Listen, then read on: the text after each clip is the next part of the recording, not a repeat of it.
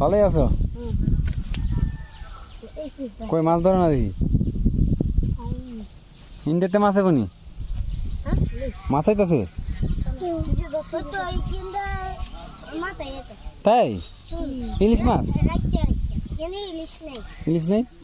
কি আছে, শাপলা আছে?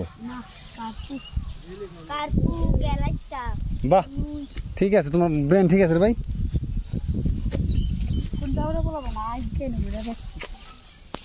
দেখো না আমার পা ওই সাইডে কাদা আছে।